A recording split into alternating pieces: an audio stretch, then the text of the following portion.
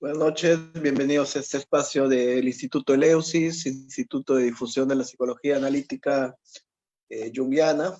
Como todos los días, desde hace más o menos 2 meses, venimos difundiendo el pensamiento del doctor Carl Gustav Jung.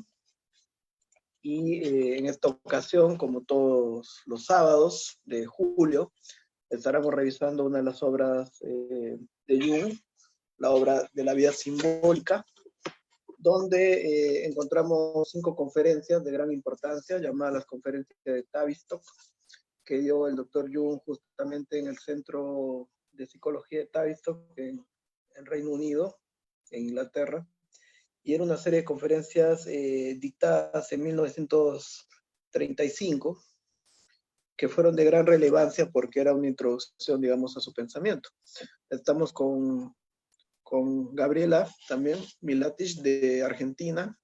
Empezamos este espacio la semana pasada. ¿Cómo estás, Gaby? ¿Cómo vas? Hola, muy buenas noches, Roberto. ¿Cómo estás? Muy bien. Cerrando la semana ya. 8 semanas que vamos, Gaby, difundiendo. Pasa Bien, rapidísimo en la sí, realmente cuarentena. sí. Y qué invitados que hemos tenido, Roberto, ¿eh? Sí, bueno, Qué invitados de lujo, qué entrevistas, qué clases magistrales, considero yo. ahí vamos, ¿no? Seguimos difundiendo siempre el pensamiento de Jung. ¿Por qué tú consideras importantes estas conferencias, Gaby? Estas 5 conferencias. Lo que encuentro es muchísima claridad en las definiciones que Jung da, en donde sobre sus conceptos. Por ejemplo, bueno, en la primera conferencia habla de las funciones psíquicas, en donde hace una definición puntual y aclaratoria de cada una, en donde no es tan técnico, sino más bien baja los conceptos al llano.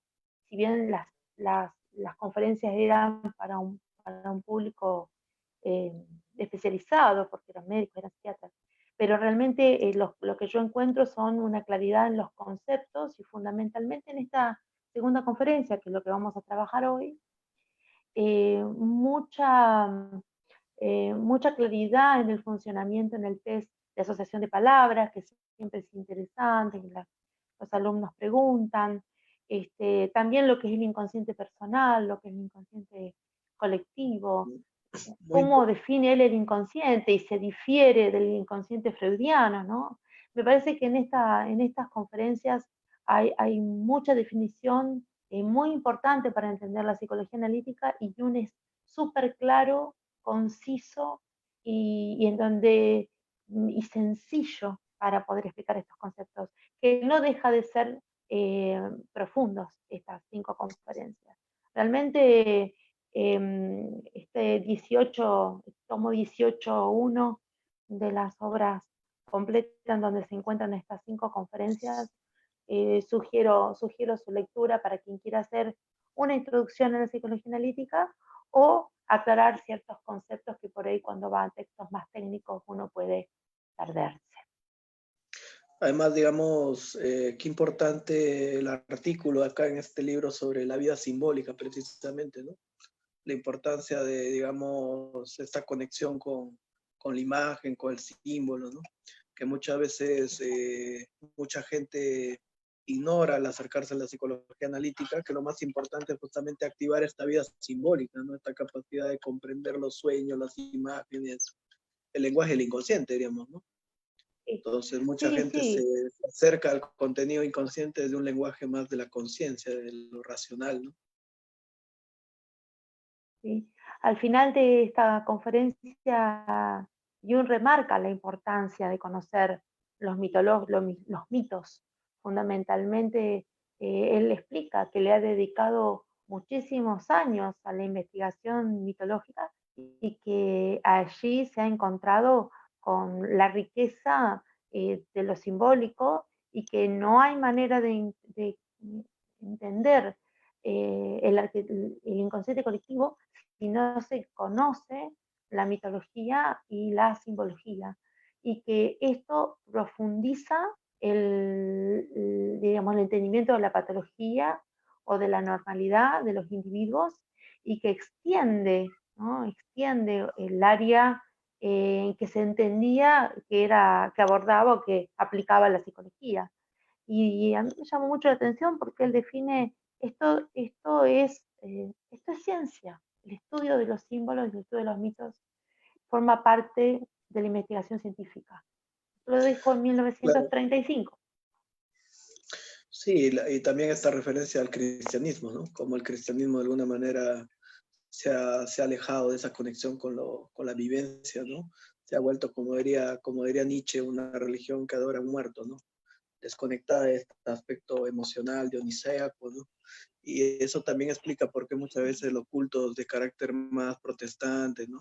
Por ejemplo, los evangélicos tienen mucho éxito hoy en día porque se conectan con esa vida simbólica, ¿no? La religión está viva en esos ritos, lo que no quiere decir que sea, digamos, saludable tampoco, ¿no? Muchas veces hay todas estas, ¿no?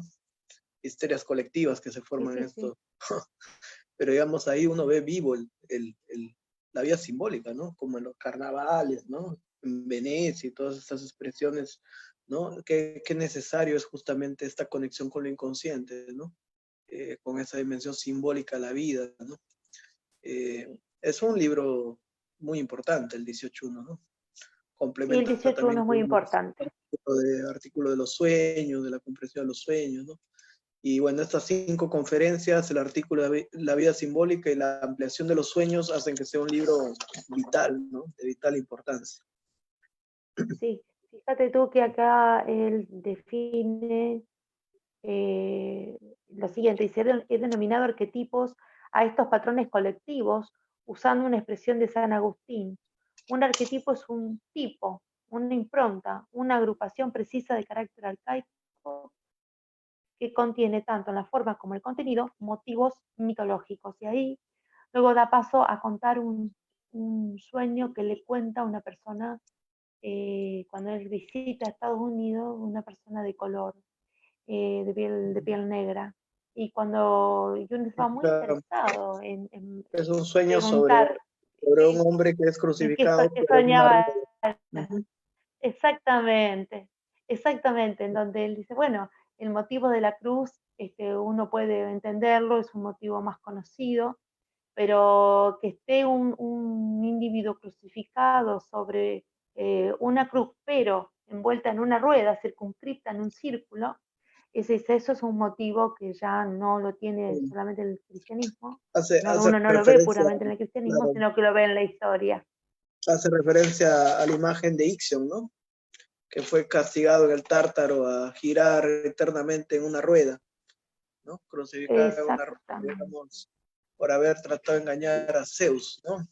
Símbolo Ixion importante. Entonces Jung empieza a ver que digamos, estas relaciones, ¿no? Entre lo colectivo y lo, digamos, y lo inconsciente, ¿no? Los contenidos inconscientes de los pacientes no eran solamente referencias personales, sino también encontramos motivos culturales que se encuentran en la psique de los pacientes psicóticos o en los sueños, ¿no?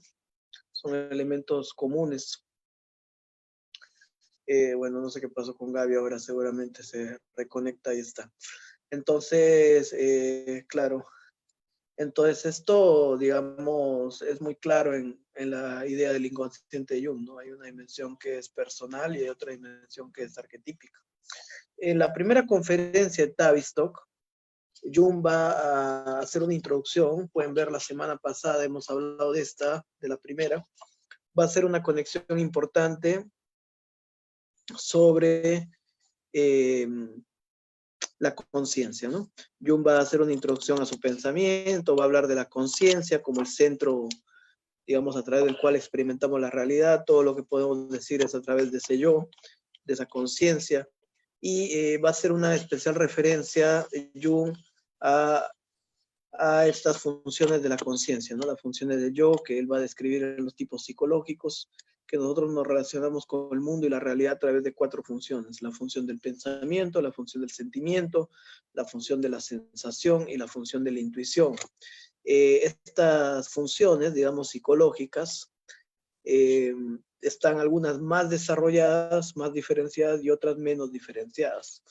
hay una función en particular que Jung va a llamar la función inferior, que va a ser el aspecto menos desarrollado de nosotros mismos en cuanto a la capacidad de relacionarnos con la realidad.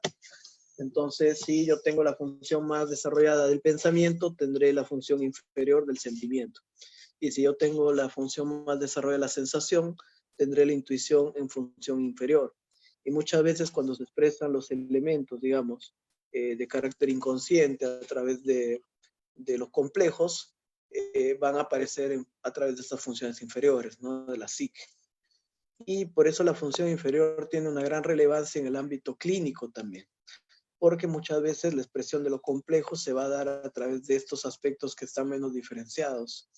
Entonces eso va a ser otro elemento bien importante en la psicología analítica. Y en la segunda conferencia, básicamente lo que vamos a hablar es de los aspectos inconscientes, ¿no?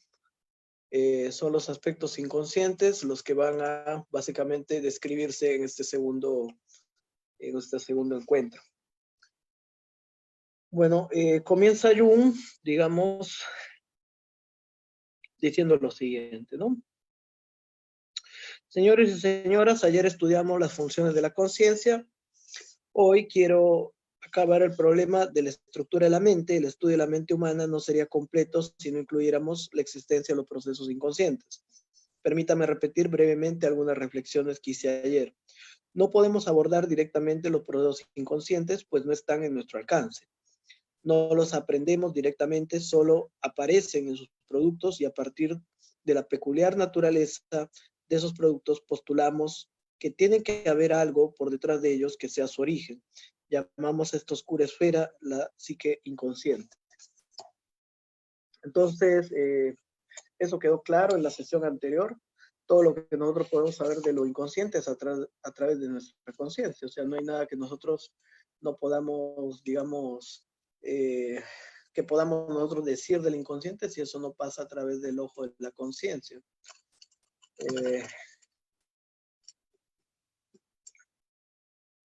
Voy a ver qué pasó con Gabriela, que parece que se le desconectó su enlace. Entonces, Gabriel está entrando, Roberto. Chévere. Entonces Jung va a separar esta idea de la ectopsique y la endopsique, ¿no? O sea, hay una psique más externa. Él dice, los contenidos ectopsíquicos de la conciencia serían en primer lugar del entorno mediante los datos de los sentidos. En segundo lugar, estos contenidos también proceden de otras fuentes como la memoria y los procesos del juicio. Estas fuentes pertenecen a la esfera endopsíquica. Una tercera fuente de los contenidos conscientes es la esfera oscura de la mente, lo inconsciente. La abordamos mediante las peculiaridades de las funciones endopsíquicas, que son las funciones que la voluntad no controla. Estas funciones son el vehículo mediante el cual los contenidos inconscientes alcanzan la superficie de la conciencia. Los procesos inconscientes no son observables directamente, pero aquellos de sus productos que atraviesan el umbral de la conciencia se pueden dividir en dos clases. La primera es de material de origen claramente personal, y estos contenidos son adquisiciones individuales o productos de procesos instintivos que conforman la personalidad como un todo. Pero además hay contenidos olvidados, reprimidos, así como contenidos creativos. No tienen nada de especial, y en otras personas pueden ser conscientes. Algunas personas son conscientes de cosas de las que otras personas no lo son. Llamo a esta clase de contenidos la mente subconsciente o el inconsciente personal, pues, por lo que sabemos, están formados de elementos personales por elementos que constituyen la personalidad como un todo. Los contenidos de la segunda clase son de origen más bien desconocido, o en todo caso de un origen que no se puede atribuir a la adquisición individual. Estos contenidos tienen una peculiaridad sobresaliente, su carácter mitológico. Es como si pertenecieran a un patrón que no es propio de una mente o de una persona en particular, sino de la humanidad en general. La primera vez que encontré estos contenidos, me pregunté si podrían haberse heredado. He denominado arquetipos a estos patrones colectivos usando una expresión de San Agustín, que decía Gaby. Un arquetipo es un tipos, una impronta, una agrupación precisamente de carácter arcaico, que contiene tanto en la forma como en el contenido motivos mitológicos. Los motivos mitológicos aparecen en forma pura en los cuentos, los mitos, las leyendas y el folclore. Algunos de los motivos más conocidos son las figuras del héroe, del redentor, del dragón, siempre conectado con el héroe que tiene que derrotarlo, la ballena o el monstruo que devora al héroe.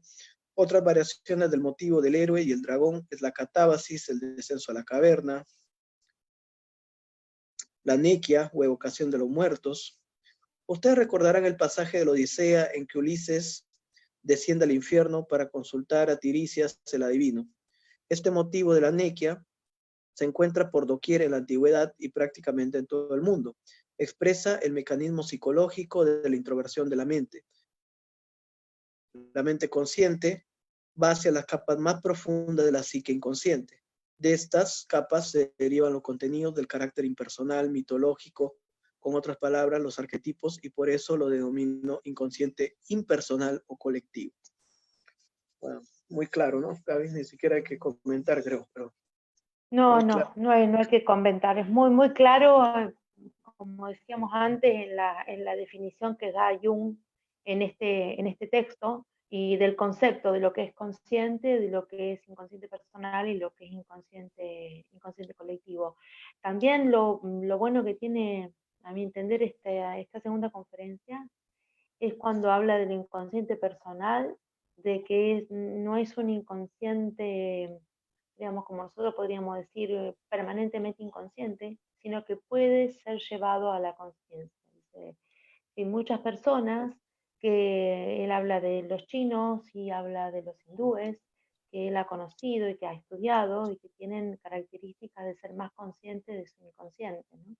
Que están más a flor de piel todos esos contenidos personales y que son más conscientes de sí mismos que, dice él, el occidental todavía tenemos que trabajar con esa conciencia, ¿no? Y él vuelve a insistir varias veces con la necesidad de estudiar la mitología y de estudiar la filosofía, y por supuesto creo que aquí él siempre iba a la arqueología, a los descubrimientos arqueológicos, que creo que él lo dice que era su pasión, cuando habla de la rueda solar descubierta en Rhodesia, en donde es una visión original y que diríamos, nos lleva a la imagen arquetípica del sol. Este círculo, digamos, dividido en 4, 6 u 8 partes, siempre está hablando del círculo divino, del círculo solar, del mandala. Acá no habla puntualmente del mandala, pero presenta la rueda solar, la rueda perfecta, el self, ¿no? Como representación del inconsciente colectivo. Y también los invita a sus oyentes a estudiar mitología, a estudiar filosofía y a estudiar simbolismo, porque ahí podrían entender realmente la importancia de la presencia del inconsciente colectivo y su presencia material a través de la interpretación de los sueños, a través de las interpretaciones de las patologías y justamente también de las patologías físicas, cuando habla del caso en donde diagnostica a través de un sueño donde tenía la patología en el estómago. No sé si lo tienes, Roberto, que es muy importante esta mirada. Cuando diagnostica a través de un sueño de una mujer que había soñado con animales del Jurásico y que diagnostica una patología física, solamente con tener un conocimiento de la mitología, del simbolismo, no solamente europeo, sino mitología y simbología de todo el mundo. Decía que teníamos que estudiar y meternos fuertemente con los mitos, porque los mitos no son como nosotros nos han enseñado, que los mitos son mentiras, no son engaños, sino que hay mucho ahí de contenido verdadero y que estos mitos están fundamentados, tienen su base en el inconsciente colectivo y en la vivencia humana, en donde dice, y algo también muy interesante, en donde todos somos uno. me llamó mucho la atención también este concepto, que hoy nosotros lo tenemos muy, muy escuchado y muy conocido, de que todos somos uno. Bueno, él aquí lo dice con todas las palabras, todos somos uno en el inconsciente colectivo, somos parte de un todo. Y digamos, Gaby, ¿cómo diferencias tú entre el contenido personal y el colectivo en la práctica clínica? ¿Cuál podría ser un ¿Cómo indicio? cómo lo trabajo yo en mi consultorio? Sí. ¿Cuándo te Bueno, das cuenta que un contenido más personal que otro colectivo, por ejemplo, en un sueño o en un proceso, en una imaginación activa? sí, bueno, yo sigo a Jung, yo soy muy junguiana y bueno, lo que puedo, sigo las directivas de él, diríamos, ¿no? Poder ver si yo que me dedico a la plasmación a través del arte, a través de la expresión plástica, eh, surgen los círculos, surgen las formas, las cruces, esto permanentemente aparece y esto tiene que ver con las imágenes arquetipales y que muchas veces no necesariamente tiene que coincidir completamente con un mito o con una leyenda o con una imagen completa, pero sí aparecen estas imágenes que son de contenido universal. Por ejemplo, sin más, el jueves tuve un taller de arte y en dos de 10 personas con plasmación del trabajo de visualización, de trabajo interno con imaginación activa, y hay una persona que tiene conocimiento de simbología y la otra persona no. Los dos pintaron cruces y la misma cruz.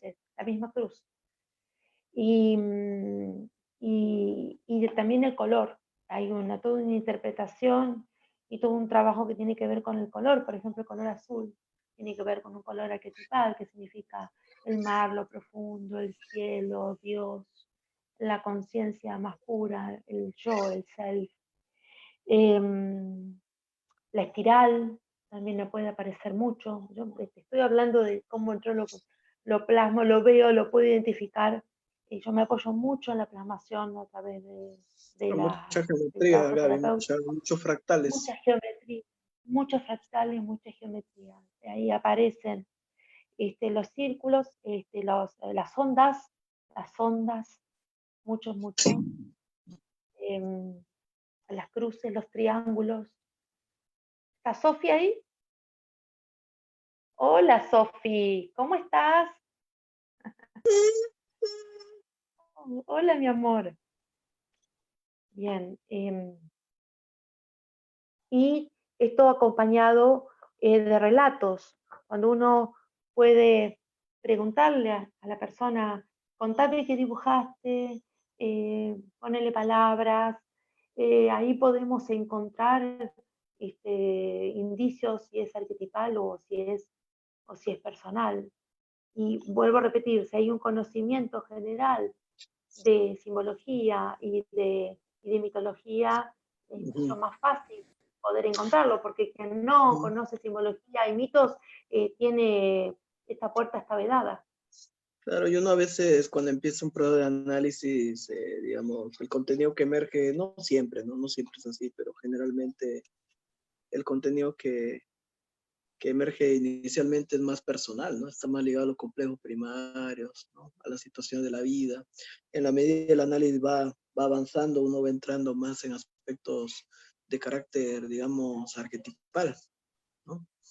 Aunque, digamos, Sí, siempre está unida la dimensión arquetipal a la personal, ¿no? O sea, es difícil, no se puede separar, digamos, ¿no? La psique no, incluso la idea del complejo, ¿no? Incluso en el mismo complejo, hablar de un complejo materno, no paterno, no el asombro, no el yo, ¿no?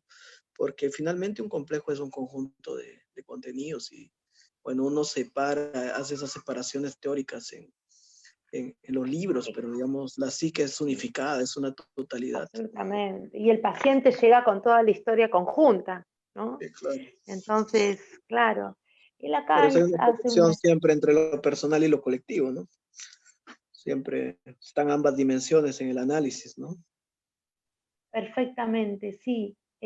Aquí él hace estaba buscando para leérselos, la Bueno, definición después que hace él va a de citar eso complejo. va a citar esto que tú dices, ¿no? El sueño de este hombre de color, que está en una rueda, ¿no? Y que él se sorprende mucho porque le recuerda al símbolo de Ixion, ¿no? Que fue justamente atado ahí en la mitología, ¿no? Ixion es uno de los famosos del Tártaro, ¿no? Junto con Tántalo y junto con Sísifo, ¿no? Sí, sí, Entonces, le llama la atención justamente porque era una persona de incultura, él decía, era inculto y sin embargo aparece esto arquetipal. Y incultura para lo que él pensaría inculto, ¿no? Pero digamos, la sabiduría de exacto, claro, la gente él común del campo es profunda, ¿no? exacto, exacto. Él se refiere de inculto muy bien que lo corrijamos para que no quede, no se lleve un malentendido, inculto con respecto a que no conocía mitología, Claro, pero es muy en culto una con cultura respecto a la latinoamericana, cuando uno va a los campos, va a ver un curandero, un chamán y a la señora que está ahí, ¿no? La exactamente, abuelita, y encuentra una y conexión con la exactamente. sabiduría mucho más profunda que la que puede tener un Sí, catedrático, ¿no? exacto, y él lo dice, justamente en esta conferencia dice esto, que también se puede encontrar esta sabiduría profunda en las personas que están conectadas con la naturaleza y con la vida natural, con la vida más de la crianza de los animales, de la crianza del cultivo de las plantas y de los vegetales, y que justamente él también dice que eh, la ciencia por ahí, la ciencia ortodoxa, la ciencia positiva, eh, limita esta mirada con respecto a que mira al individuo en forma prejuiciosa. Y justamente es lo que invita a tener una mirada con ojos bien grandes, con las orejas bien grandes para escuchar la sabiduría que el individuo nos trae, ¿no? Que la persona Jung nos trae. estará convencido Jung de esto, ¿no? Esto es una tesis fundamental, ¿no? Digamos, yo sí tengo cierto reparo, pero bueno, ahora lo voy a comentar. Yo creo más en la idea de imagen arquetípica de Hillman, que en la idea de arquetipo como algo heredado, ¿no? O sea, sí, hay patrones heredados y esto está muy claro cuando Jung habla de que el niño, por ejemplo, no nace en tabla rasa, ¿no?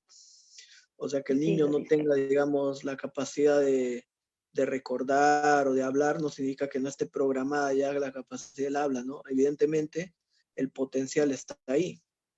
Entonces, esta idea de que venimos con un Sí, potencial activo y que incluso la genética ha demostrado eso, ¿no? Que hay muchos potenciales genéticos que no se activan si no es a través de algo que ocurre en el individuo o de un estímulo externo, ¿no? Si no, tendríamos la capacidad de, digamos, activar toda la carga hereditaria patológica, ¿no? Entonces, evidentemente hay personas que todos tenemos una carga genética, pero la activación de esas cargas va a depender de otros factores.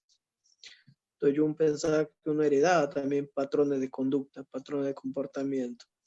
Así como Desmond Morris veía que las aves, bueno, sabían, ¿no? Tejer sus nidos sin que nadie le haya enseñado.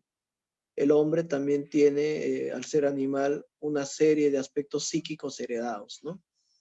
Entonces, esa idea es muy sí, revolucionaria porque se cree que lo que se hereda es el cuerpo y que el cuerpo está separado de la psique.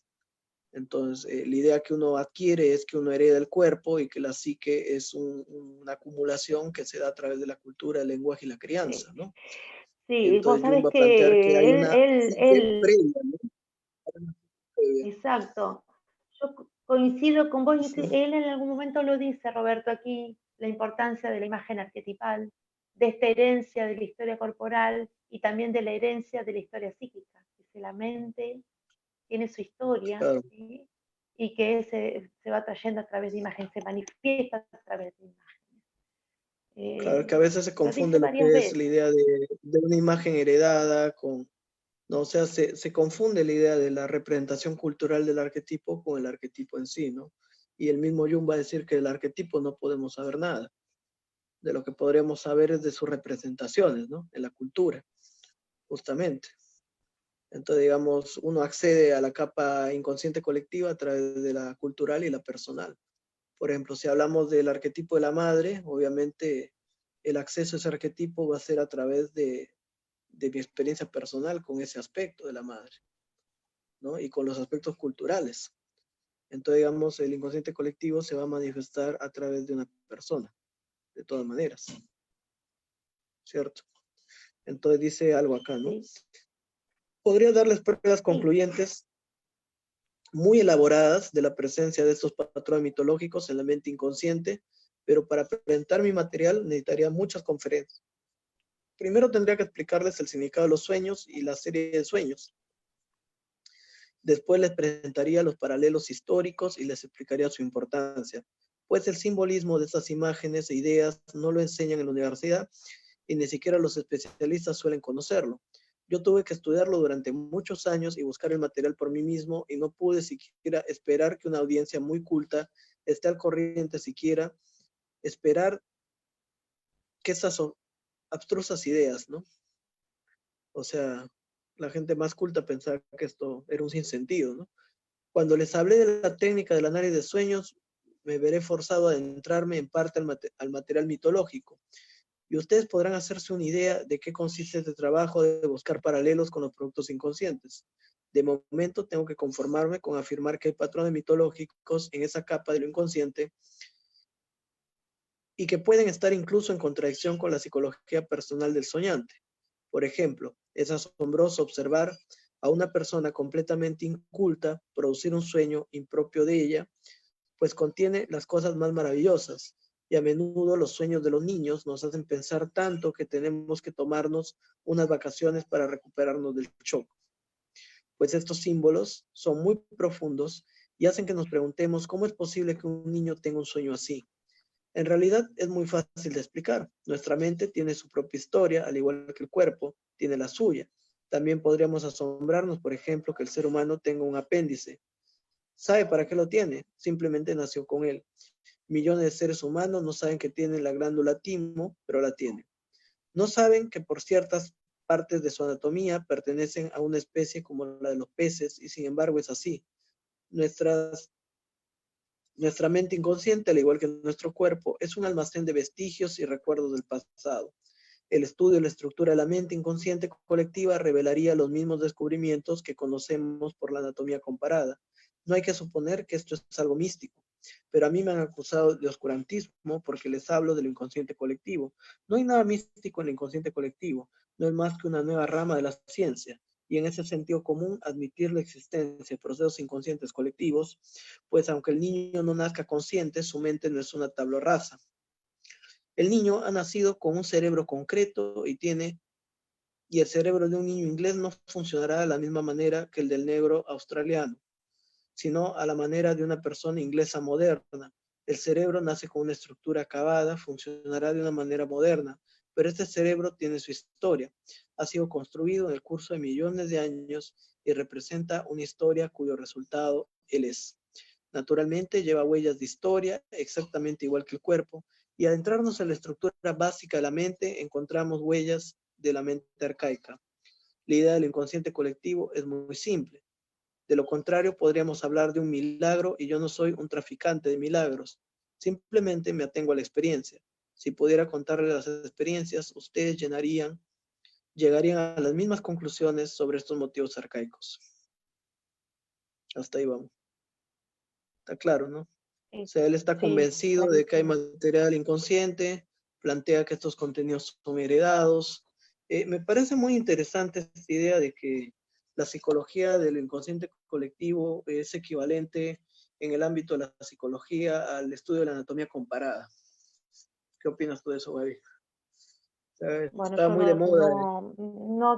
no tengo conocimiento sobre la anatomía comparada, eso no puedo hablar Claro, de ahí estaba porque muy de no. moda, digamos, en la época de Jung, ¿no? Los estudios, por ejemplo, del Lombroso y esta gente que creían que, digamos, las funciones psíquicas se debían a la estructura cerebral, ¿no? Cuando empezaron con Wernicke a tratar de descubrir, César por ejemplo, Ambroso, que dice que depende de la formología, se produce un asesino, ¿a eso te refieres? y también, o sea, había toda una onda de tratar de explicar lo psíquico a través de lo orgánico, ¿no? Cuando sobre todo se encontró las asociaciones de las lesiones entre el lóbulo frontal, prefrontal, ¿no? El lóbulo occipital con la visión y las áreas temporales con Sí, con siempre lenguaje, ¿no? tratando de ubicar lo psicológico con respecto a lo orgánico. Bueno, pero acá hay Y unos eso trae, nos trae otra cosa.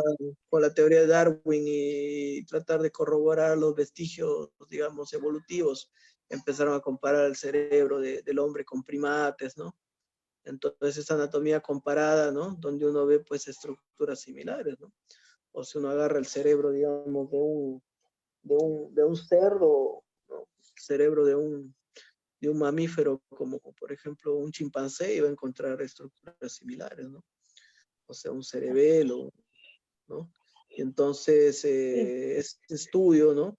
De los rezagos evolutivos, dice que podemos encontrar en la anatomía, también lo podemos encontrar a nivel psíquico, podemos encontrar, por ejemplo, aspectos reptilianos en la psique, ¿no? Y eso la neurociencia lo ha corroborado, ¿no? Nosotros cuando hablamos de esta idea de los tres cerebros, ¿no? Cuando se habla mucho de Damasio y toda esta gente, ¿no? Habla de esos tres cerebros, ¿no? El cerebro cortical, el cerebro reptiliano y mamífero, justamente es esto que está diciendo Jung, ¿no? O sea, en otro lenguaje. Inclusive él dice que al final de la conferencia dice algo muy interesante, dice que todavía se cree que lo físico nada tiene que ver con lo psicológico y que estas historias que cada una de las partes ha traído, tanto lo físico como lo psicológico, no están conectadas. Y muy por el contrario, dice que debemos pensar que esto está conectado y es una unidad funcional, que las historias, si bien se fueron desarrollando, están conectadas. Y todo eso está activo dentro del individuo. Interesante el simbolismo, ¿no? También, Gaby, ¿no? Por ejemplo, el simbolismo de la serpiente, ¿no? El árbol del conocimiento y todo esto, ¿no? Con el estudio que hace Jung sobre el yoga kundalini, ¿no? Justamente la médula espinal, esa parte instintiva, animal, que conecta con el cerebro mamífero y con la corteza cerebral, ¿no? La serpiente alada, ¿no? Justamente, digamos, dentro de nosotros, o el símbolo de la esfinge, ¿no? Ese león que tiene su cola de reptil y su cabeza de mujer, ¿no? De humana. O sea, digamos, también representa esta evolución de la psique, ¿no? Desde un plano más con respecto instintivo, a más eso, biológico, a un plano más de la conciencia, de la espiritualidad. Entonces, sí, justamente Jung dice, justamente hablando de lo que tú estás diciendo, justamente invoca el Manipura Chakra en esta conferencia, en donde él va a decir que el pueblo oriental tiene mucho más conocimiento del movimiento y de la dinámica de la energía psíquica y cómo se mueve esta energía psíquica y cómo está enlazado el cuerpo ahí. Y que nosotros deberíamos tener un conocimiento de toda esta simbología. Parece que el pueblo oriental tiene gran conocimiento, grandes investigaciones y llevan años teniendo una observación de cómo se mueve la energía psíquica dentro del individuo y cómo se manifiesta, ¿no? Por eso está hablando el tercer chakra del tiene que ver Manipura Chakra, que es con el desarrollo del yo, el chakra justamente. del ombligo. ¿Cómo, Roberto? O el desarrollo del yo, justamente, ¿no? Del ego, la conciencia, la voluntad. Y es interesante el seminario del chakra, de los chakras y del yoga kundalini de Jung, ¿no? Cuando él dice que bueno, el Muladhara, el primer chakra, representa la vida ordinaria, inconsciente, ¿no? El segundo es esa inmersión en lo inconsciente, y el tercero es justamente el yo, que va a integrar lo inconsciente, ¿no? Ese mundo, digamos, también... Y también dice algo en los primeros párrafos de ese libro que a mí siempre me llamó mucho la atención. Él dice que el occidental no está preparado, de alguna manera, entre comillas, porque si quiere lo puede estar, pero no, es como que todo lo relaciona a lo maligno, porque cuando uno empieza a ser consciente del movimiento de la libido, del movimiento de la energía psíquica, empieza a tener manifestaciones, aparecen muchos sueños, aparecen sensaciones físicas, aparecen imágenes muy fuertes, y el occidental tiene que hacer toda una preparación de apertura en su conciencia para poder tomarlo esto de forma simbólica, justamente. Claro. Digamos que hemos desarrollado una forma de ser muy evitativa, ¿no? Del malestar, del sufrimiento, ¿no? Entonces eso hace que cualquier cosa que desencaje, por ejemplo, cualquier emoción, cualquier cosa que sea amenazante, uno la interprete, como tú dices, como algo negativo, ¿no? Que hay que sacar. Y eso da origen a una inmensidad de psicopatologías, ¿no? Por ejemplo, Marsha Linehan, que es un importante terapeuta hoy en día referente la terapia dialéctica conductual, cuando ella habla de que el principal rasgo, digamos, debajo de todos los trastornos de personalidad es la evitación, ¿no? La evitación del sufrimiento, que tan importante es, digamos, del malestar, ¿no? Porque hemos promovido esta cultura, bueno, del sentirse bien, del bienestar, del no preocuparse, no complicarse, no cuestionarse, ¿no? Si te duele algo, tómate una pastilla y listo, distráete, ¿no? Prende el televisor, drógate, no sé. Entonces tenemos esa cultura donde cualquier cosa que nos saque de ese estado, nos lleve a vernos o nos lleve a sentir el cuerpo, la emoción, va a ser visto, como tú dices, como algo negativo. Entonces por eso lo inconsciente es reprimido, no porque sea malo, ¿no? Sino porque nos saca de ese estado de inconsciencia.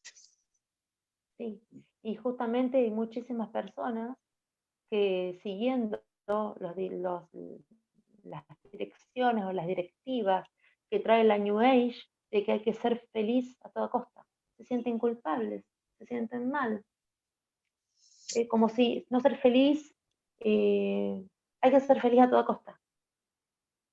Eso Sí, se ve claro. mucho en terapia, ¿no? Y negando, bueno, negando la realidad también, ¿no? Negando la realidad de la mitad de la vida, ¿no? Que es que sí, tiene su lado fundamentalmente la oscuro. realidad interior.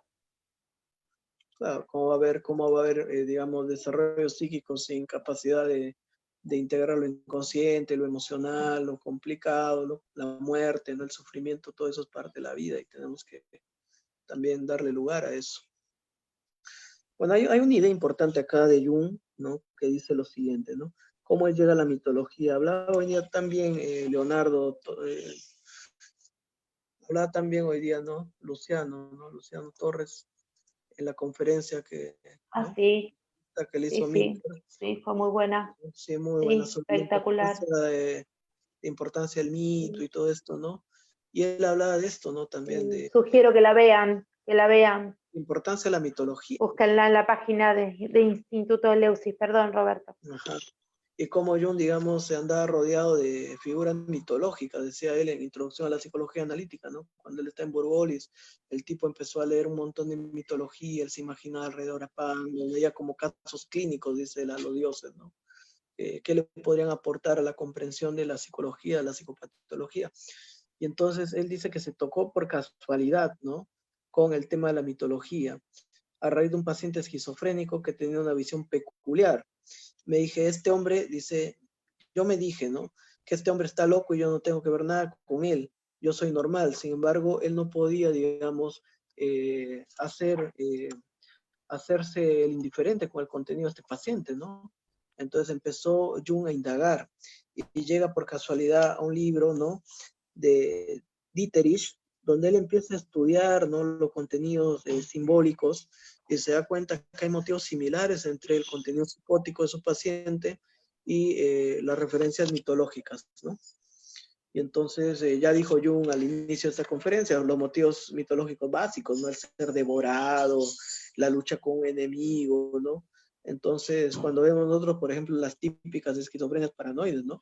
El miedo a ser atrapado, ser perseguido, creerse Cristo, ¿no? Difícilmente un psicótico se va a creer poco importante, ¿no? Ellos son portadores de grandes proezas y motivos míticos, ¿no? Hablan con la Virgen, hablan con Dios, ¿no? Entonces son Napoleón, son Hitler, entonces, pero no vas a ver un psicótico que se crea, no sé, pues, ¿no? Pepito Gómez, digamos, ¿no? O sea, siempre se creen y apelan a estas figuras, ¿no? Digamos, endiosadas, ¿no? Estas figuras, ¿no? Arquetípicas, ¿no? Al hijo, al divino, al héroe, ¿no? Al salvador, digamos, también al perseguido, ¿no? Muy común, digamos, esa alucinación, ¿no? De la paranoia de ser perseguido por la CIA, por ejemplo, ¿no? Entonces, son aspectos que tienen que ver con miedos básicos, ¿no? Miedos fundamentales. Pichon Rivière, por ejemplo, hablaba de esto de las ansiedades básicas, ¿no? El miedo a ser atacado, ¿no? Es una importante, ¿no? El miedo a ser atacado y el miedo a, digamos, también a, ¿cuál era el otro miedo? Eran dos miedos básicos, o no me acuerdo el otro. Pero uno era el miedo a ser atacado, que es frecuente, ¿no? Miedo Y a ser a la entonces, exclusión, miedo a ser excluido también es miedo a ser agobiante. excluido, el rechazo, claro, el miedo al rechazo y al ataque. Y entonces encontramos cuestiones que son muy básicas, ¿no? A nivel del contenido psíquico. Y entonces el miedo a ser devorado, por ejemplo, muy común en los cuentos, ¿no? Que es el miedo un poco de este hijo que teme ser devorado, castrado por los padres. También frecuente. Cuando hablaba Luciano hoy día de la figura de Héctor, ¿no? Hablaba por Luigi Sójata, también magistralmente en el gesto de Héctor, este padre devorador, ¿no? O sea, versus este otro padre que facilita, ¿no? Lo vemos en el proceso de Zeus, ¿no? Cómo Zeus pasa de ser un padre que se devora a Metis, la madre de Atenea, a ser un padre que es capaz de coexistir en el Olimpo, dándole su lugar a cada uno de sus hijos, ¿no? Reconociendo que Apolo no es igual Sí, que Hermes, sí, que Hermes no es es muy igual que Dionisio. fuerte. Es muy fuerte esa imagen de Héctor que trajo Luciano, ¿no? Cuando se saca el casco y alza a su hijo y su hijo lo supera, ¿no? Lo pasa por Y sobre la además, cabeza y y eso fue posible. permite que el hijo se supere. Y también me llamó mucho la atención con respecto a esto de que aceptar la propia mortalidad del padre, ¿no? La propia finitud y la proyección con respecto a los hijos, la proyección a la vida en Bueno, y ellos, eso es posible proyectando la porque propia muerte. Y eso es posible de alguna manera porque Príamo, el padre de Héctor, lo amó. O sea, Héctor fue el más amado, ¿no? Entonces, a Sí, diferencia de y con Paris, que lo amó, respecto, y él va, sí, incluso Príamo, cuando matan a Héctor y dejan el cadáver afuera, ¿no? Cuando lo mata Aquiles y lo hace circular, ¿no? Y después es castigado a Aquiles, ¿no? Por ese acto, digamos, se va Príamo, ¿no? O sea, siendo rey de Troya en plena guerra, ¿no? Se hace pasar por un vagabundo y se infiltra en el campamento de los griegos a pedir el cuerpo de su hijo. Tanto lo amaba que él arriesga su vida, arriesga su pueblo para recuperar el cadáver del hijo, ¿no? Entonces eso también no debemos olvidar la figura de ese padre, ¿no? Entonces cuando un padre es capaz de amar al hijo, el hijo puede también tomar su paternidad. Y entonces esos y con motivos, ¿no? respecto, Por ejemplo, en ese mito, que aparecen en los mitos, aparecen pues en la vida, ¿no? En la vida cotidiana. No están desconectados los mitos de la vida, ¿no? no, para nada. En esta visión, en este estudio, para seguir con la idea del paciente psicótico que traías tú, que Jung estaba muy preocupado y cae en las manos un libro de mitología del doctor Dieterich, en donde encuentran la visión del universo y se llama el tiro mágico, invocando la inmortalidad, ¿no? Qué figura fuerte, qué figura arquetipal esto, no morir, ¿no? Justamente esto que tú estás diciendo, el padre se infiltra y pide el cuerpo de su hijo, aún arriesgando la propia vida, pudiendo morir porque se mete dentro del Y campamento bien, pudiendo bien del poner enemigo, en que estaba riesgo a todo esperando su en la pueblo, ¿no? puerta para poder invadir. Exactamente, exactamente, y pidiendo que por favor lo entierren para que poder tener paz, ¿no? Entonces, es como tú dices, esto vive entre nosotros. ¿no? Entonces los mitos no están desconectados, obviamente, de la psicopatología de la clínica, y mucho menos desconectados de la vida, ¿no? Entonces, estos motivos simbólicos es como los sueños. Entonces, uno cree que, por ejemplo, si tú sueñas algo que puede ser muy estrambótico, ¿no? De repente yo soñé que estaba en el Caribe, no sé, pues con Scarlett Johansson, ¿no? Podría pensar que absurdo sueño, ¿no? No tiene que ver nada conmigo, pero evidentemente todo contenido psíquico, sea personal o colectivo, tiene que ver con uno, y eso ya lo mencionó también, digamos, Freud, ¿no?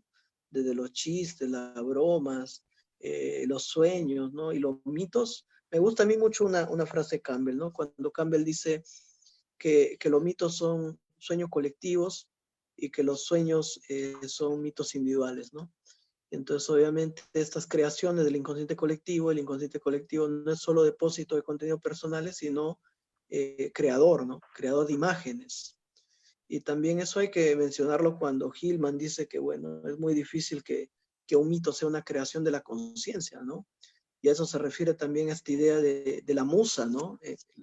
Podríamos decir, por ejemplo, que el libro rojo es un dictado del inconsciente hacia Jung, ¿no? Jung es un vehículo, ¿no? A través del cual se manifiesta eso. Así como podríamos decir que Zaratustra es un dictado del inconsciente, ¿no? Para Nietzsche, ¿no? Entonces, o de Goethe, ¿no? Las obras de Goethe. Entonces, muchas veces es esta conexión entre el yo y esa dimensión más creativa, más colectiva de la psique, la que genera las más grandiosas obras de arte, ¿no? O sea, ningún artista, digamos, que haya llegado a ese nivel creativo, lo hace desde su individualidad, ¿no? Desconectado de esa fuente que es lo inconsciente, lo simbólico, ¿no? Entonces ahí la imagen de la musa también, ¿no? Y por eso Apolo también era ese dios de las artes, ¿no? También, digamos, implica esta conexión con esta dimensión creativa, donde la mitología es una expresión justamente y los ritos originarios y todo esto, de este aspecto del inconsciente colectivo. Sí, Entonces, muy que hay acá diferente hay una frase. claro, una creación del inconsciente que una creación del yo. O sea, uno ve la diferencia, digamos, el contenido estético, ¿no? Y Aquí un poco eso es. hay algo interesante que me gustaría compartir en consonancia con lo que tú dices. Por lo general, cuando lo inconsciente colectivo es constelado realmente en grupos sociales grandes, el resultado es una manía pública, una epidemia mental que puede conducir a una revolución, a una guerra o cualquier otra cosa de este tipo. Estos movimientos son muy contagiosos, casi irresistiblemente contagiosos, pues cuando el inconsciente colectivo se activa, dejas de ser quien eres. No solo estás en el movimiento, sino que lo eres. Si ustedes vivieran en Alemania o pasaran allí un tiempo, se defenderían en vano. Eso se mete dentro de ti. Eres humano. Y allí donde estés, solo podrás defenderte restringiendo tu conciencia y vaciándote lo más posible. Entonces has perdido tu alma porque solo eres una gota de conciencia flotando en el mar de una vida en la que no participas. Pero si sigues siendo tú mismo, te das cuenta de que la atmósfera colectiva se mete dentro de ti. No puedes vivir en África o en otro país de ese tipo sin que ese país se meta dentro de ti. Si vives con el hombre amarillo, tu interior se vuelve amarillo. No puedes evitarlo, pues en algún lugar eres lo mismo que el negro, el chino o cualquier otro grupo con el que vivas. Todos sois seres humanos. En lo inconsciente colectivo, eres lo mismo que un ser humano de otra raza. Tenéis los mismos arquetipos, igual que ambos tenéis ojos, corazón e hígado. No importa que su piel sea negra o de cualquier otro color, sin duda, esto importa hasta cierto punto.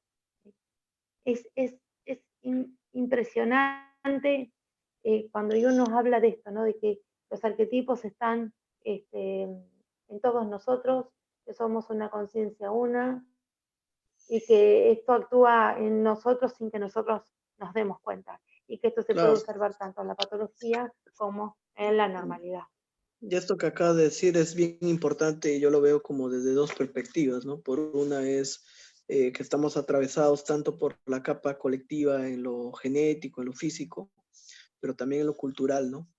Y yo lo veo esto que mencionas, este párrafo, el 93 del tomo 18.1, que es muy importante, sobre todo en el contexto actual, ¿no? De cómo los complejos culturales, por ejemplo, ¿no? O el espíritu de la época, también constela, ¿no? Contenidos, ¿no? Hoy en día, evidentemente, este tema de la pandemia se mete dentro de la psique, ¿no? Entonces, hay aspectos contextuales, culturales, colectivos, que invaden el yo, ¿no? Se meten dentro de uno. Entonces, y esto puede tener un aspecto positivo y un aspecto negativo, evidentemente, porque ese aspecto más positivo era lo que yo te estaba mencionando, esa conexión con el artista, ¿no? Que a través de, o digamos, con el místico, o el chamán, o el que fuera que logra establecer esa conexión con su inconsciente y salir enriquecido, ¿no? Como renacido de esa inmersión en el agua, ¿no? Digamos, es el símbolo del bautismo, ¿no? Cuando Jung habla de eso, bueno, en todos o libros que él menciona, ¿no? También cuando, por ejemplo, en Símbolo de Transformación, cuando habla de esto, ¿no? Entonces, esta inmersión en el agua, ¿no? Que es en ese inconsciente, en el cual uno, si no se ahoga, porque antes el bautismo no era que te echaban agüita en la cabeza, o sea, te asfixiaban y uno tenía experiencia mística, esa visión de la paloma descendiendo pudo haber sido, digamos, una experiencia en un estado modificado de conciencia, ¿no? Entonces, esa conexión con el inconsciente que representa el renacimiento, ¿no? El nacimiento de una conciencia espiritual. Entonces, ese ingreso al inconsciente puede hacer que uno salga enriquecido, pero también uno puede ser devorado por el inconsciente, ¿no? Ser tomado por lo inconsciente. Entonces, cuando hace referencia acá a que, digamos, hay una influencia de lo colectivo que se constela en los grupos sociales grandes, en 1935, ojo, se está gestando justamente el nazismo, el fascismo en Italia, en Alemania, el comunismo, ¿no? Entonces, fíjate, ¿eh? O sea, el contexto, la vigencia que tenía esto, ¿no? Entonces, esos movimientos así como masivos, ¿no? Masivos pueden también tomar al sujeto, ¿no? Y son muy peligrosos. Ya en esto va a hablar mucho en el tomo 10 también,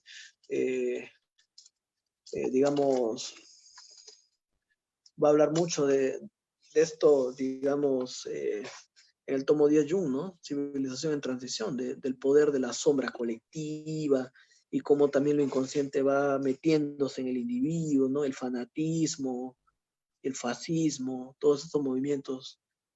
Hoy en día con todo este tema de la posverdad, ¿no? Donde ya nadie cuestiona si no está convencido de algo sin corroborarlo y no piensa, o sea, el riesgo de esta sombra es inmenso, ¿no? Debemos estar atentos a la influencia de este pensamiento colectivista, ¿no? Dentro de la psique.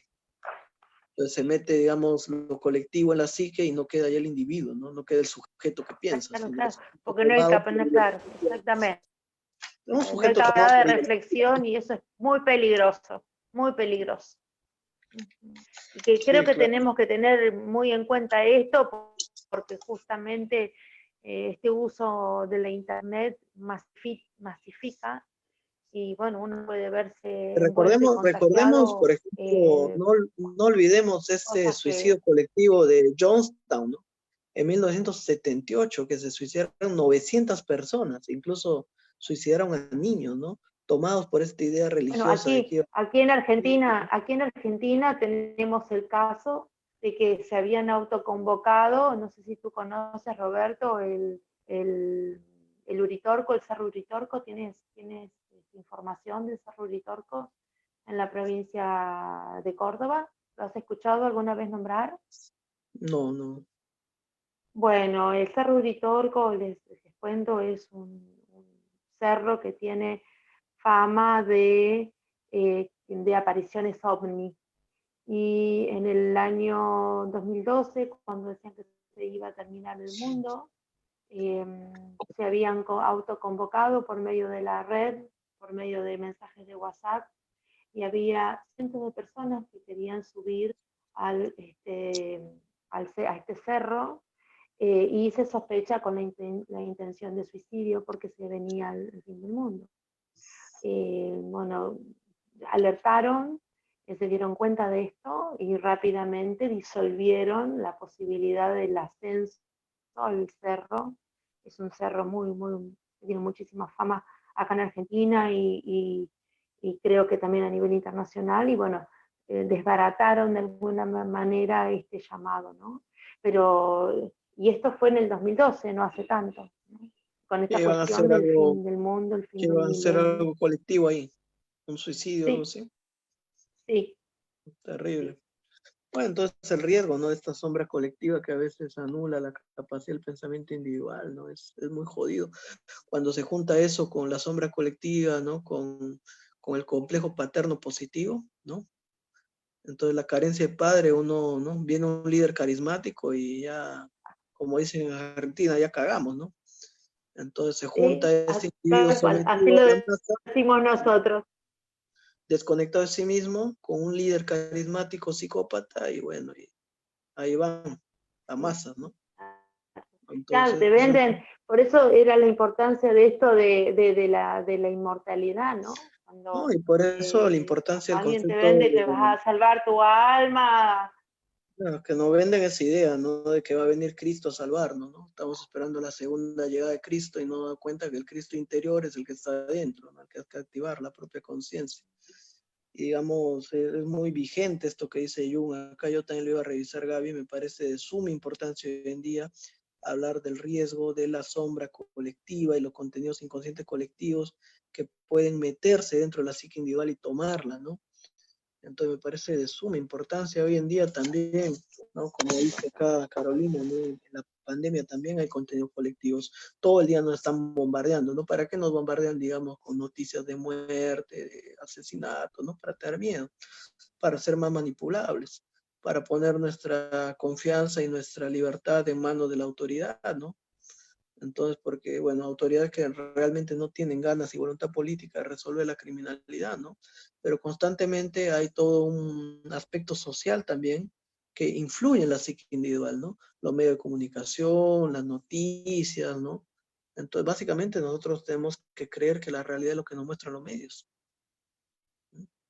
Entonces, si mañana haríamos un experimento y por ejemplo, Sí, mostráramos un fíjate hombre qué disfrazado de interesante eso que extraterrestre, estás o sea, diciendo. todo el mundo entraría en pánico y creería que es Claro. verdad, ¿no? Entonces es muy fácil de manipular hoy Pero en día la fíjate qué sociedad. interesante lo que estás diciendo, Roberto, porque lo que nos están vendiendo a través de la pandemia es que nos vamos a morir Y lo que mañana nos están o ocultando hoy. también, ¿no? No solo lo que muestran, sino Sí, también lo que se oculta. Entonces el así sujeto es. está no solamente expuesto a sus contenidos inconscientes, ¿no? Internos, sino también a los contenidos culturales, sociales, colectivos, ¿no? Y eso hay que verlo también, o sea, yo creo que eso es bien importante, ¿no? Porque a veces en la psicología analítica uno entra solamente en este análisis del contenido personal, ¿no? Y digo personal refiriéndome, bueno, al trabajo individual, ¿no? Al trabajo de asumir que, bueno, uno con sus complejos, ¿no? Y no hay un discurso muy claro sobre la dimensión social, salvo algunas excepciones, ¿no? Salvo algunas excepciones, bueno, como Luis Hoja, que habla de esto de lo patriarcal, ¿no? O digamos también Edinger, ¿no? O Neumann, ¿no? Que habló de esto, Byton, ¿no? Pero también, sobre todo Samuels hoy en día, ¿no? Que hace toda esta referencia con lo político, ¿no? Pero digamos, no se caracteriza la psicología analítica por lo general de hacer análisis sobre la situación cultural y social. Y Jung en el tomo 7 plantea que hay que trabajar con el inconsciente colectivo, pero también con la conciencia colectiva, o sea, con esos aspectos culturales que están ahí. Y me parece por eso de vital importancia, ¿no? Bueno, dice Inclusive después, toda esta respuesta, todo este movimiento que estamos teniendo de pedido con respecto, bueno, puntualmente al tema que nos toca a nosotros, que es la psicología analítica, pero hay un gran movimiento de pedido de la cultura, de lectura, de cursos, de cosas que tienen que ver con la información. Yo creo que la conciencia colectiva se está activando y está muy activada. Yo creo que hay una claro, búsqueda porque profunda de información también. No sé hay cómo una lo ves búsqueda, tú. que hay una migración, ¿no? De los intereses más depositados anteriormente en la religión hacia una espiritualidad que parte más de lo mismo, ¿no? Como encontrar cada uno su forma de espiritualidad, ¿no? Y la gente está buscando cada vez más comprender lo que le pasa, comprender su vida, ¿no? Y bueno, y ahí la psicología analítica puede ser un canal importante más allá de lo clínico, ¿no? Para instaurarse en la cultura, ¿no? Como una forma de conocimiento. Entonces, la pregunta sería, ¿por qué se instaló tanto el psicoanálisis en la cultura y no la psicología individual, ¿no? Digamos, porque la psicología individual tiene grandes aportes en este Yo tengo sentido. una idea. Yo Es tengo una excelente. idea, pero es una idea muy personal, no sé si quieres que la compartas, este, pero bueno, creo que son etapas y que fue necesario el psicoanálisis, y que es importante conocerlo, fue muy importante en su momento y como lo es también en este momento lo está haciendo la psicología analítica, sin excluir el psicoanálisis, pero sí integrando a la psicología analítica, ¿no? parece que son marcadores de proceso. Como movimientos culturales, ¿no? Pero digamos, creo que de todas maneras el sexo vende más que la individuación, ¿no? Entonces, pero creer que... yo el movimiento que estoy viendo es que sí, es verdad, hay un gran interés por lo sexual, pero también, o por lo genital en todo caso, pero también hay un gran interés por lo simbólico, por aprender de los mitos, por aprender Por ejemplo, filosofía, por aprender psicología el tema de la analítica, sombra, el arte. el tema de la sombra, el tema de lo femenino, lo masculino, del niño herido, son temas muy vigentes hoy en día, ¿no? Muy importantes a trabajar a nivel cultural, ¿no? Yanchi, ¿no? De alguna manera hace estos grupos con mujeres, ¿no? Estos encuentros mundiales con lo femenino, los círculos de la mujer, ¿no? Pero vamos, yo creo que sería interesante hacer mucho trabajo social, ¿no? Más trabajo social comunitario de base junguiana, ¿no? Sería interesante. Es un proyecto que tengo yo en Perú. Como Bueno, sí, pero es bueno, muy interesante lo que interesante estás diciendo, este Roberto. tema de la Abrir psicología, estos espacios. ¿no? Bueno, y para terminar esto, Gaby, dos ideas nomás. La primera es que Jung plantea que el problema particular va a ser cómo podemos abordar la oscuridad del ser humano, ¿no? Y él va a decir mediante tres métodos del análisis: el test de asociación de palabras, el análisis de los sueños y el método de la imaginación activa, ¿no? Entonces, básicamente, el test de asociación, bueno, es lo que él describe acá brevemente. Podemos revisar el libro también, investigaciones experimentales. No vamos a, creo, por tiempo a explayarnos ahí. Y bueno, está el análisis de sueños, la imaginación activa y el diálogo, ¿no? Básicamente la asociación, el tema más clásico en el análisis, ¿no? Y otra cosa importante, me parece, antes de cerrar este espacio, es hacer referencia a un esquema que pone acá Jung, que es un esquema de un círculo con muchos círculos concéntricos, donde el primer círculo, no sé si se llega a ver acá, voy a poner, no, el círculo... Lo muestras porque yo te escucho pero no te veo. Ahí está, ahí ahora sí te veo. Sí, sí. Sí, es que hay un desfase entre la voz y la imagen. Entonces, en ese Lo círculo, importante es que yo estoy el escuchándote círculo para poder más acompañar. concéntrico, el círculo más concéntrico, más interno, tiene que ver con lo inconsciente colectivo, ¿no? El círculo que está un poquito menos oscuro, ¿no? Que rodea el círculo negro, sería el inconsciente personal. Y después estarían todos los aspectos de la psique, ¿no? Más, por ejemplo, las invasiones que va a decir estos aspectos del inconsciente que emergen hacia el yo, los contenidos afectivos, los componentes subjetivos, la intuición, el sentimiento, el pensamiento y la sensación. Entonces, la sensación como la función más alejada del contenido inconsciente y la intuición como la más cercana, ¿no? Y hay una correlación entre pensamiento y sensación al ser parte de la ectopsique, ¿no? O sea, la parte más externa. Entonces, la parte más externa es la que tiene que ver con el yo, o sea, las funciones. Y la parte más interna tiene que ver con los contenidos más afectivos, las imágenes, ¿no? Los afectos. Y este esquema me parece importante mencionarlo, ¿no? Que Jung lo cita acá.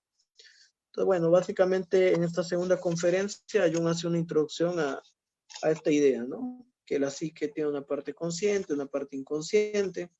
Bueno, después va a estar el doctor Graham, que le va a hacer una crítica, bueno, en realidad en un tono, cuando uno lo lee así, parece que Jung es un poco malcriado, porque dice, me gustaría que el doctor Graham no fuera tan imprudente, ¿no? Y después te das cuenta que están hablando en un tono coloquial, ¿no? Porque él le dice que en realidad Jung muestra este esquema que es tridimensional, pero el esquema de él está en 4 dimensiones, ¿no? O sea, digamos, no se puede explicar el inconsciente en un esquema gráfico, ¿no? Porque es algo que está permanentemente cambiando. Y entonces Jung le dice que sí, ¿no? Pero que él ha querido hacer este gráfico solamente para que tenga la posibilidad de entenderlo la gente, ¿no? Y que, bueno, la gente que va entendiendo la psicología analítica va comprendiendo que estas cosas se explican teóricamente para dar una idea, pero que en realidad la psique no se puede reducir a un esquema, ¿no? De capas, de círculos concéntricos, ¿no? Entonces, y eso lo deja muy claro Jung ahí, ¿no? Entonces me parece que esto es lo que sería lo más importante en la segunda conferencia. No sé tú, Gaby, si quisieras agregar algo más. No, me parece que has puntualizado y yo veía tu libro todo subrayado y está Ujú. exactamente igual al mío porque la segunda conferencia es súper importante. Realmente cuando empiezo a mirar las hojas no hay nada para no Sí, subrayar o no para no recalcar. Me parece una conferencia muy importante, aclaratoria de conceptos, sí, fundamentalmente en cómo está armado el esquema de la mente y también cuando él hace el ejemplo, esto sí me gustaría agregarlo, ejemplifica, da 3 ejemplos muy puntuales con respecto al método de la asociación de palabras, que él dice, bueno, yo no lo utilizo más, pero bueno, lo define y lo pone como el primer método a utilizar, ¿no? Si tengo que hacerle una crítica a esta segunda conferencia, es que él va a hablar de sueños y va a hablar de imaginación activa, habla un poquito de sueños, hablando, ¿no? De sugiriéndole a todos De eso nos hemos los en que la se estaban cuestión, ¿no? ahí hablando de la importancia del sueño y de la mitología, pero de imaginación activa no dijo nada. Si yo tengo que hacerle una crítica a esta segunda Sí. conferencia, Es que sería en esa, realidad que me quedé con muchas ganas Es que de en realidad saber. de esto va a hablar él en la siguiente, ¿no? En la tercera conferencia él habla de los Sí, sueños, diferencia entre ya los sé. sueños pequeños y los Sí, grandes. Y después cuando él habla del sí, ánima, porque él relaciona mucho la imaginación activa con el ánima, ¿no? Con un aspecto más profundo de la psique, claro. ¿no? Con la Claro. Pero trascendente. bueno, un poco como bromeando, ¿no? Porque lo plantea como que va desarrollándola en la segunda y digo, no, acá no está. Y bueno, Pero entonces es cierto lo que lo dices, que trabajaremos la tercera. es cierto lo que dices, que yo no hablo mucho de la imaginación activa, ¿no? A nivel, tiene este artículo de la función trascendente, ¿no? Pero podríamos eso compensarlo con el libro rojo, si entendemos que el libro rojo es una descripción muy extensa de lo que es el método de imaginación activa, ¿no? Entonces, Sí, realmente pero sí. así técnicamente no hablo mucho, la verdad, sobre la técnica, ¿no? Muy bueno el libro en ese sentido, Bárbara Hanna, que viene a llenar ese vacío, ¿no? Un muy buen libro sobre la Sí. Ahora ya tenemos el miércoles la primera clase de imaginación activa acá en Instituto Leusis. muy Así que, bueno, bueno, voy a tomar ese libro, Roberto, para desarrollarlo. muy bueno. Muy bueno, Gaby. También hoy día hemos puesto la publicidad del curso que vamos a estar haciendo con el doctor Enrique Galán de formación y con el doctor Carretero. La idea de ese curso es, bueno, dar las bases teóricas, clínicas de la psicología analítica para que la gente después se anime a formarse como analista, ¿no? O para, bueno, aplicar eso a su vida o a su práctica, ¿no? Es un curso muy completo, posiblemente uno de los cursos más completos que se ha armado, porque va a tener, digamos, al doctor Carretero, que es un médico psiquiatra, analista ya no muy reconocido, formado en Italia con Mario Trevi, haciendo la parte clínica. Él va a hacer 48 clases, ¿no?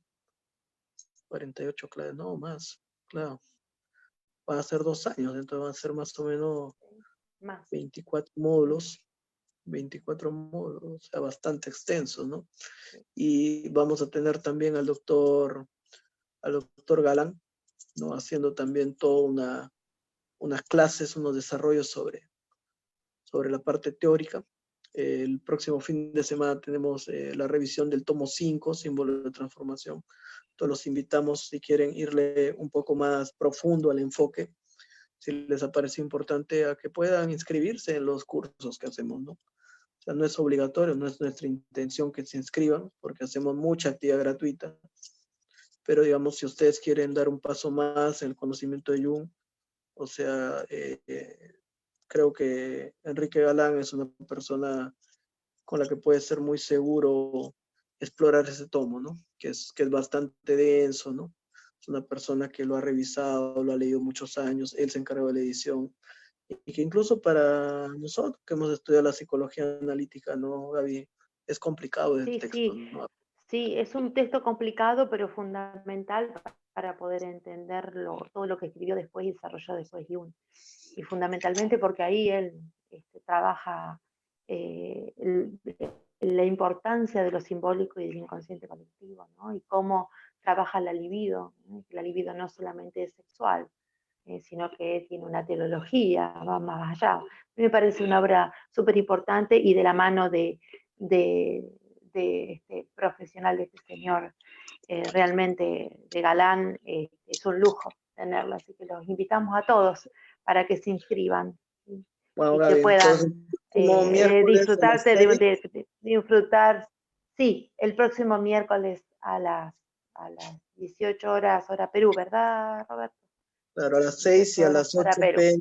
de Argentina vamos a estar iniciando Argentina. contigo la exploración de la recurso de la imaginación activa, ¿no? Muy importante. Sí. Bueno, creo que terminamos acá. Nos estamos pasando el tiempo de mil. Quería pensar que no había nada ya programado. Mira. Bueno, siempre un gusto charlar contigo, Roberto. Nosotros estamos hablando acá, pero tranquilamente, ¿no? Bueno, muchas gracias. Sí. Nos vemos. Hasta luego. Tenemos a Milker, va a hacer un análisis. Nos vemos. Va a analizar el cuento El gigante sin Okay. corazón de... Bueno, nos vemos. Muchas gracias. Nos acompañamos a Milcar. Un abrazo.